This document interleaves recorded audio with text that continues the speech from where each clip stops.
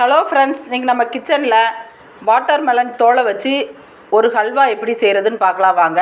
Water melon வாங்கி சாப்பிடுவோம், அந்த தோலை நம்ம வேஸ்ட் பண்ணிடுவோம். அதை வேஸ்ட் பண்ணாமல் அந்த இதை எடுத்துகிட்டு அது மேலே அடியில் பச்சையாக இருக்கிறதெல்லாம் எடுத்துகிட்டு நல்லா ஸ்கின்னெல்லாம் எடுத்துகிட்டு இந்த மாதிரி மிக்ஸி ஜாரில் அரைச்சி எடுத்துக்கோங்க.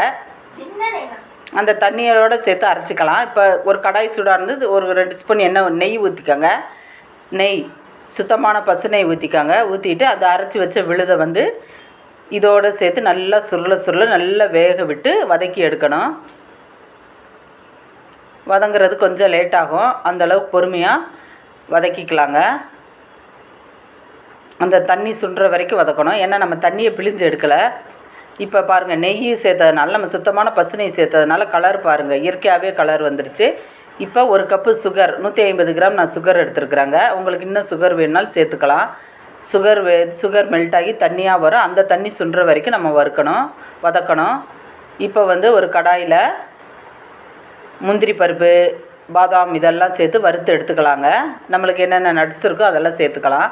இப்போ பாருங்கள், நல்லா அவ்வளோ நெய் ஊற்றுனதுனால எப்படி கலர்ஃபுல்லாக இருக்குது. எந்த கலருமே நான் ஆட் பண்ணல, ஆர்டிஃபிஷியல் கலர் எதுவுமே சேர்த்தலாங்க. நெய்யோட கலரே இப்படி வந்திருக்குது.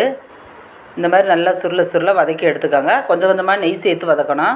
இப்போ நல்லா சுருண்டு வந்தோடனே நம்ம பாதாம் பருப்பும் முந்திரியும், வறுத்தெடுத்த முந்திரியும் இதோடு சேர்த்து நல்லா இந்த மாதிரி நெய் பிரிஞ்சு வர்ற அளவு வதக்கி எடுத்துட்டோம்னா சூப்பரான சுவையான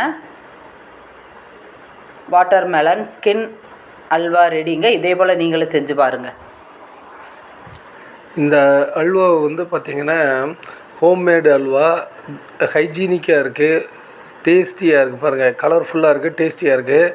இது நேச்சுரல் கலருங்க, எந்த ஒரு இதுவுமே ஆட் ஆகலை, கலரிங் ஏஜென்ட்டோ எதுவுமே போடாது. உடம்புக்கு ரொம்ப நல்லது. இந்த ரெசிபி ஒரு சம்மர் ஸ்வீட் ரெசிபி, எல்லோரும் யூஸ் பண்ணி பாருங்கள்.